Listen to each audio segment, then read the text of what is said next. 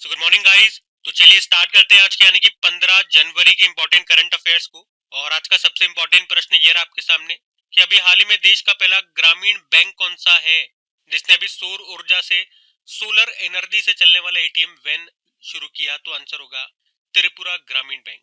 तो त्रिपुरा ग्रामीण बैंक ये देश का पहला ग्रामीण बैंक बन गया है जिसने सौर ऊर्जा से चलने वाला एटीएम वैन शुरू किया है।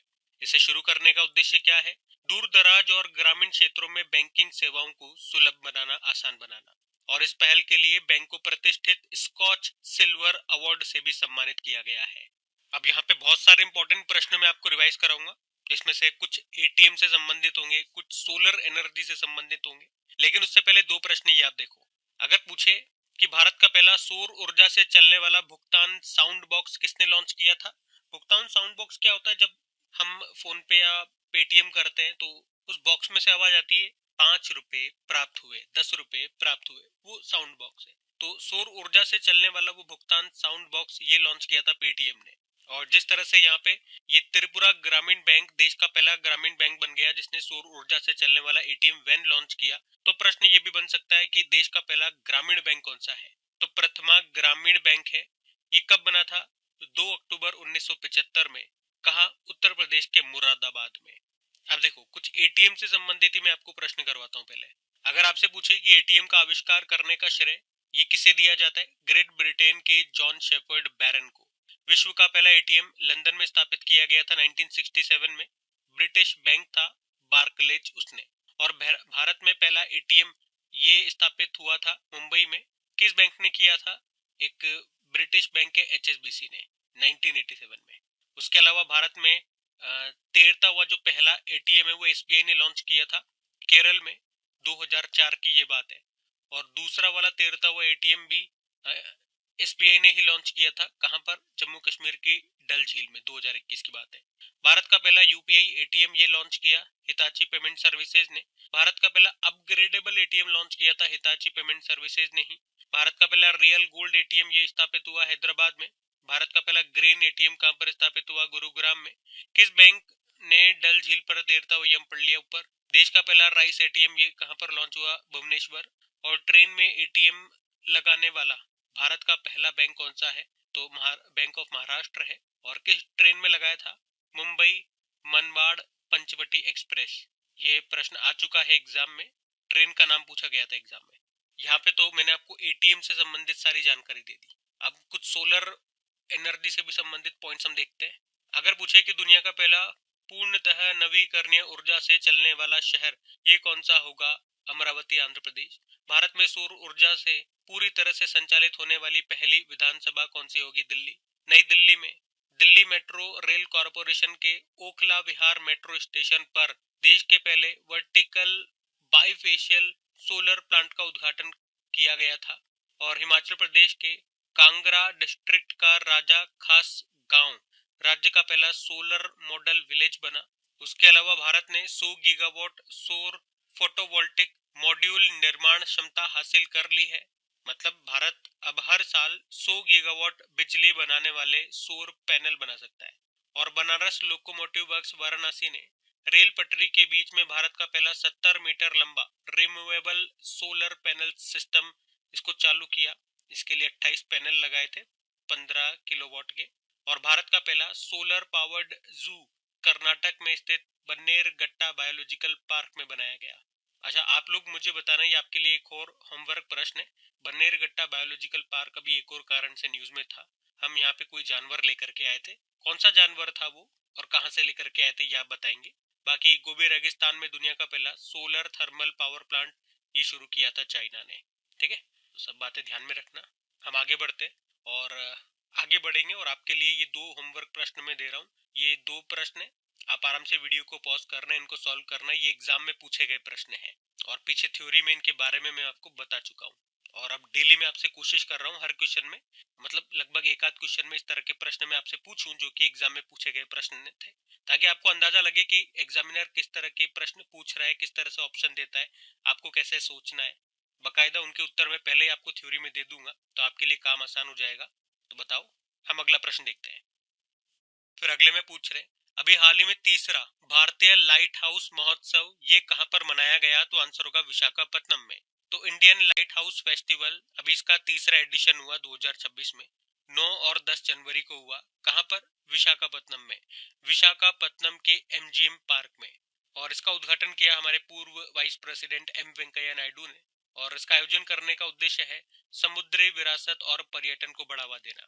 तो ये उत्सव भारत के लाइट हाउसों को पर्यटन स्थल में बदलने और तटीय संस्कृति को बढ़ावा देने की एक पहल का हिस्सा है, आप कह सकते हो। और इसका आयोजन किसके द्वारा किया गया? मिनिस्ट्री ऑफ पोर्ट्स, शिपिंग और वाटरवेज, जिसके मंत्री कौन है? सर्बानंदा सोनोवाल। और इस बार ये तीसरे नंबर का भारतीय लाइट हाउस महोत्सव का आयोजन हुआ। पहला वाला हुआ था 2023 में गोवा में, और दूसरा 2024 में हुआ था पूरी उड़ीसा में। अब इसी तरह से कुछ महोत्सव मैं आपके लिए लेकर के आया हूँ। जैसे कि बात करते हैं जदिया स्वामी फेस्टिवल। इसका आयोजन होता है तमिलनाडु में बडगा समुदाय के द्वारा। पर्पल फेस्ट 2025 का तीसरा संस्करण हुआ था नई दिल्ली में, दिव्यांगजनों के लिए है ये। और शिग्मो उत्सव गोवा में 15 दिनों तक चलता है। भारत रंग महोत्सव 2025 हुआ था नई दिल्ली में, ये विश्व का सबसे बड़ा रंगमंच महोत्सव है। थाईपुसम त्योहार तमिलनाडु में, खुबानी blossom festival Ladakh, cherry blossom festival Meghalaya, Vishu उत्सव Kerala, national tribal youth festival 2025 Mizoram, Madhavpur मेला गुजरात के पोरबंदर में, सरहुल महोत्सव झारखंड, जात्रा उत्सव त्रिपुरा, गरिया पूजा उत्सव त्रिपुरा, त्रिपुरपुरम उत्सव केरल, खीर भवानी मेला जम्मू कश्मीर, और राष्ट्रीय बौद्धिक संपदा महोत्सव 2025 उत्तराखंड देहरादून में। ठीक है, तो ये सब ध्यान में रखना। अगला प्रश्न देखते हैं। फिर अगले में पूछ रहे, हाल ही में दिवंगत पूर्व भारतीय खिलाड़ी और ओलंपियन दविंदर सिंह गर्चा का संबंध किससे है? अभी इनका निधन हो गया। तो सही उत्तर होगा हॉकी। तो नाम है दविंदर सिंह गर्चा, भारतीय हॉकी प्लेयर थे जिनका भी 73 वर्ष की आयु में निधन हो गया। उन्होंने 1980 के मॉस्को ओलंपिक में 8 गोल किए थे, जहां पे भारत ने गोल्ड जीता था।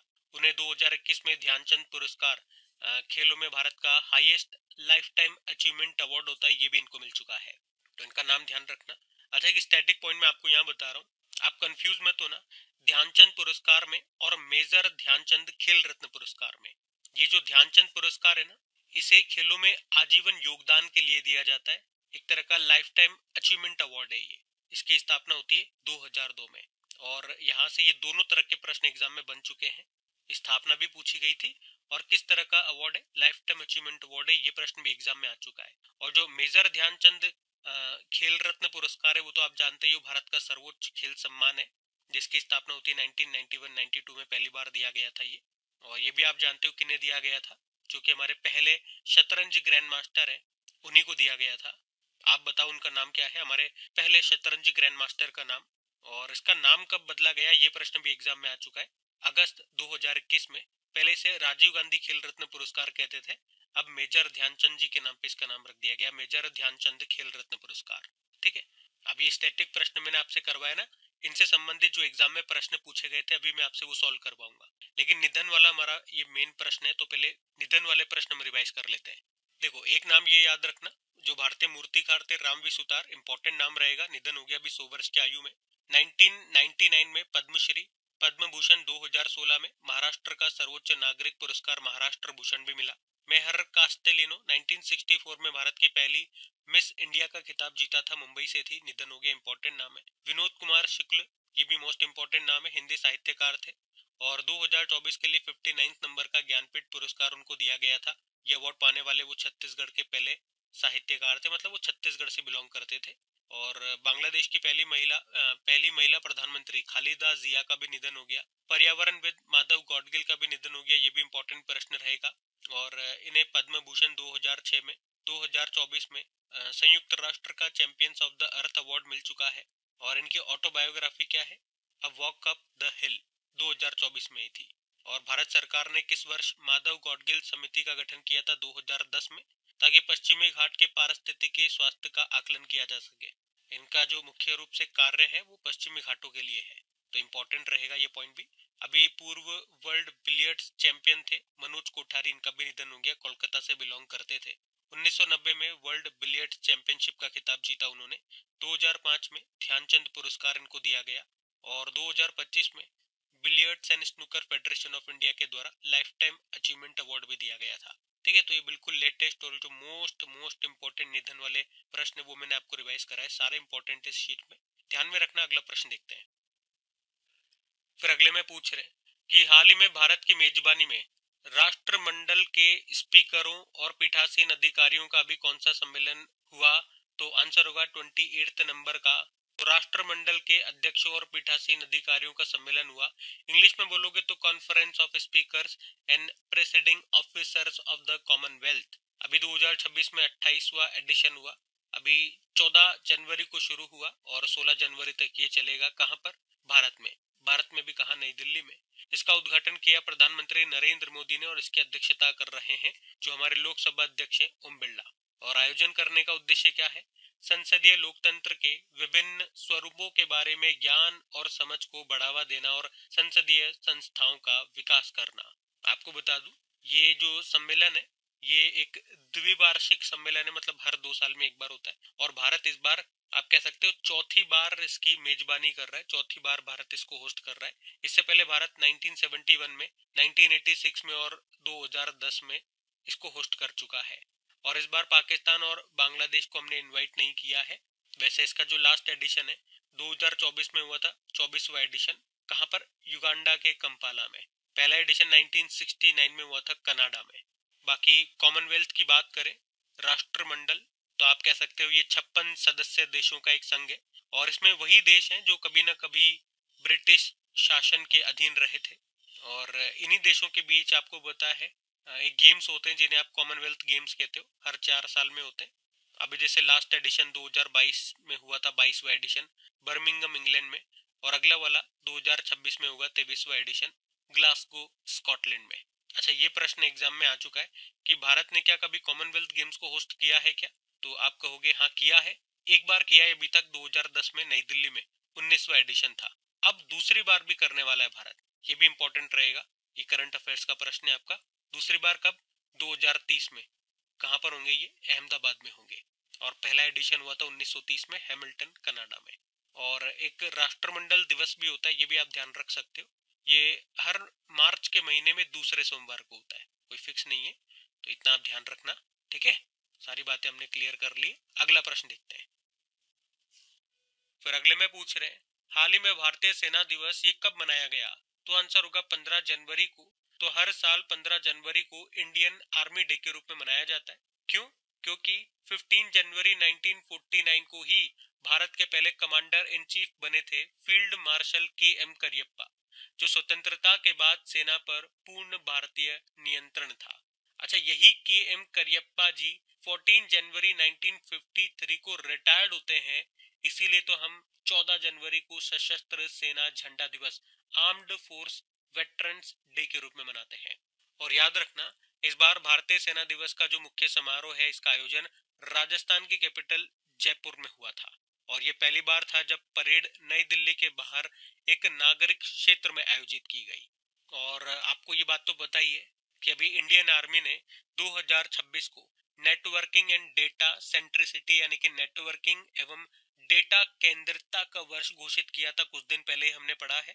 और अभी भारतीय सेना ने एक ड्रोन ऑपरेशंस के लिए एक स्पेशल फोर्स तैयार की है, इसका नाम रखा है भैरव। वैसे इंडियन आर्मी की जो एक्चुअल में स्थापना होती है वो कब होती है? 1 अप्रैल 5। और इंडियन आर्मी की अगर बात करते हैं तो एक्चुअल में इसकी स्थापना 1 अप्रैल 1895 में हुई थी। नई दिल्ली में मुख्यालय हो जाता है। इसका मोटो होता है सेवा परमो धर्मः, service before self. Army chief है उपेंद्र द्विवेदी और वाइस चीफ अभी बने थे पुष्पेंद्र सिंह। ठीक है, तो ये सब बातें इंडियन आर्मी से संबंधित हमने यहाँ पे देख ली है। एक बार देख लेते हैं भी जनवरी में कौन कौन से दिवस हम मना चुके हैं। तो देखो, 1 जनवरी को ग्लोबल फैमिली डे, 4 जनवरी को वर्ल्ड ब्रेल डे, 5 जनवरी को नेशनल बर्ड डे, 6 जनवरी को विश्व युद्ध अनाथ दिवस, 8 जनवरी को अर्थ रोटेशन डे, 9 जनवरी को प्रवासी भारतीय दिवस, 10 जनवरी को विश्व हिंदी दिवस, 11 जनवरी को राष्ट्रीय मानव तस्करी जागरूकता दिवस, 12 जनवरी को राष्ट्रीय युवा दिवस, 14 जनवरी को आर्म्ड फोर्स वेटरन्स डे और 15 जनवरी भारतीय थल सेना दिवस हमने देखा। ठीक है, ये सब बातें ध्यान में रखना। अगला प्रश्न देखते हैं।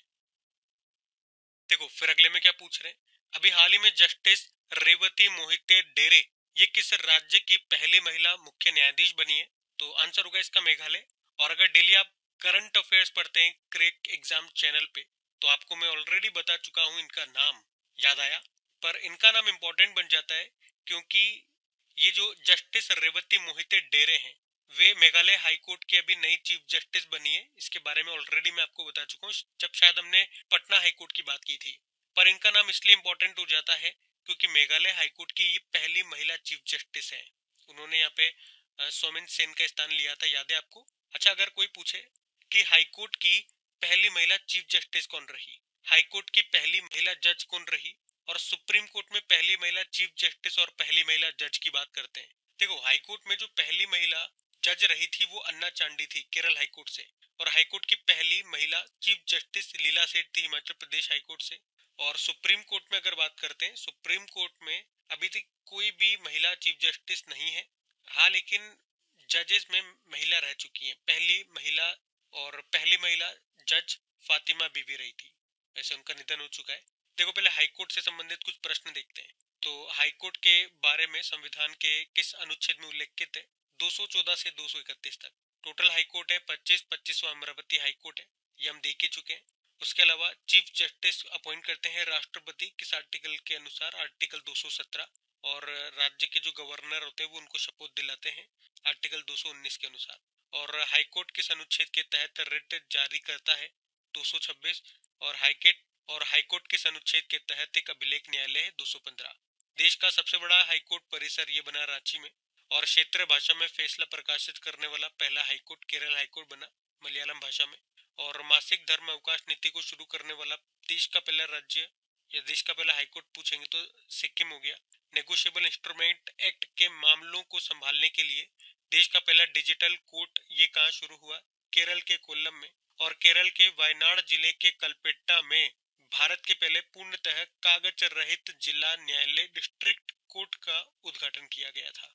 और अभी अगर देखें जनवरी में कौन कौन से हमने अभी प्रश्न पढ़े हैं हाईकोर्ट से संबंधित, तो पटना हाईकोर्ट के चीफ जस्टिस बने संगम कुमार साहू, और केरल हाईकोर्ट के chief justice Somen Sen. Meghalaya high court के चीफ जस्टिस ये रेवत प्रशांत मोहिते डेरे, और झारखंड हाईकोर्ट के चीफ जस्टिस महेश शरद चंद सोनाग बनी है। ठीक है, तो ये ध्यान में रखना। अगला प्रश्न देखते हैं। इसके अलावा देखो, अगर पूछते हैं केरल का पहला तितली अभयारण्य ये कौन सा बन गया है, तो आंसर होगा अरलम तितली अभयारण्य। तो आप ध्यान रखेंगे केरल का पहला तितली अभयारण्य बन गया है अरलम वाइल्ड लाइफ सेंचुरी, जिसका नाम अभी बदलकर अरलम बटरफ्लाई सेंचुरी कर दिया गया। ये भारत का पहला एक ऐसा अभयारण्य है जो पूरी तरह से तितलियों पर या तितलियों के लिए समर्पित है। ठीक है, तो ध्यान में रखना, ये केरल के कन्नूर जिले में आता है, जहाँ पे तितलियों की 266 से अधिक प्रजातियां पाई जाती है। तो ये भारत का पहला ऐसा अभयारण्य है जो पूरी तरह से तितलियों के लिए समर्पित है। अच्छा, अब इसी तरह के कुछ और प्रश्न मैं आपको रिवाइज करा रहा हूँ। अगर पूछे भारत का पहला नेशनल पार्क कौन सा है? Jim Corbett National Park Uttarakhand में मिलेगा। नवीनतम national park Simlipal National Park, और इस तरह से उड़ीसा का दूसरा नेशनल पार्क बन गया, जबकि देश का 107वां। सबसे बड़ा national park Hemis national park. सबसे छोटा national park south button national park Andaman Nicobar में है। भारत का पहला डार्क स्काई पार्क बनेगा पेंच टाइगर रिजर्व में। और सैटेलाइट फोन से लैस होने वाला ये पहला नेशनल पार्क है काजीरंगा नेशनल पार्क। दुनिया की पहली ब्लैक टाइगर सफारी क्रूज कहाँ पर शुरू हुई? सिमलीपाल टाइगर रिजर्व में उड़ीसा। भारत का पहला टील कार्बन अध्ययन ये कहाँ पर खोजा गया? तो केवलादेव नेशनल पार्क राजस्थान में। भारत का दूसरा सबसे बड़ा तितली विविधता केंद्र ये घोषित किया गया। तो याद रखना कि भारत का सबसे बड़ा टाइगर रिजर्व ये कौन सा है? नागार्जुन सागर श्री सेलम टाइगर रिजर्व, जो आपको मिलेगा आंध्र प्रदेश और तेलंगाना में। और भारत का एकमात्र 13वां national park Keibul Lamjao national park है, जो आपको मिलेगा मणिपुर में। ठीक है, तो ये सारे पॉइंट्स आप ध्यान में रखेंगे। अगला प्रश्न हम देखते हैं। फिर अगले में पूछ रहे हैं, अभी हाल ही में जारी आंकड़ों के अनुसार भारत की नॉन फॉसिल फ्यूल क्षमता कितनी है, यानी कि रिन्यूएबल एनर्जी? तो आंसर होगा 266.78 गीगावाट। तो हमारे न्यू एंड रिन्यूएबल एनर्जी जो मिनिस्टर हैं प्रहलाद जोशी, अभी उन्होंने ही बताया कि जनवरी 2026 तक भारत की न्यू फॉसिल फ्यूल या रिन्यूएबल एनर्जी आप बोल दो, ये 266.78 गीगावाट हो गई है। ठीक है, तो आप देख सकते हो 2024 से हम तुलना करते हैं तो अभी जो वृद्धि हुई है वो 22.6% है। और इसमें भी अगर देखें तो सबसे अधिक वृद्धि हमें सोलर एनर्जी में देखने को मिली है, 38.8% आई। मतलब 2024 में जो सोलर एनर्जी की जो क्षमता थी वो थी 97.86 गीगावाट, जो अभी बढ़ के कितनी हो गई है 135.81 गीगावाट। सोलर एनर्जी के बाद हम बात करते हैं तो नंबर आता है पवन ऊर्जा का। लास्ट ईयर इसकी कैपेसिटी कितनी थी 48.16 गीगावाट और अभी बता रहा है 54.51 गीगावाट। इसमें भी 13.2% की वृद्धि देखी गई है। और वैसे आप जानते हो हमारा टारगेट भी है 2030 तक 500 गीगावाट रिन्यूएबल एनर्जी को अचीव करना। वैसे हमारा नेट जीरो कार्बन उत्सर्जन का लक्ष्य क्या है 2070 है। तो गैर जीवाश्म या नॉन फॉसिल फ्यूल कह दो या रिन्यूएबल एनर्जी कह दो, clean energy, green energy, Akshay ऊर्जा, ये सब आप कह सकते हो। तो ये कौन सी ऊर्जा है जिसमें प्रदूषण नहीं होता? हम इसको ऐसे समझा सकते हैं जैसे कि सोलर एनर्जी हो गया, विंड एनर्जी हो गया, हाइड्रो एनर्जी हो गया, बायोमास हो गया, ये सब इसके उदाहरण है। ठीक है, तो ये सारी बातें आप ध्यान में रखेंगे। अब यहाँ पे एक प्रश्न मैं आपको दे रहा हूँ, ये होमवर्क प्रश्न है आपका, बीपीएससी बिहार के एग्जाम में आया था 2025 का ये प्रश्न है। इसको करने की कोशिश करो, ऑप्शन देखो आपके सामने और बताओ उत्तर क्या होगा इसका। ठीक है, हम अगला प्रश्न देखते हैं। फिर अगले में पूछ रहे हैं अभी हाल ही में चाइना, रशिया और ईरान ने मिलकर के विल फॉर पीस 2026 नौसैनिक अभ्यास का आयोजन कहां पर किया? तो आंसर होगा साउथ अफ्रीका।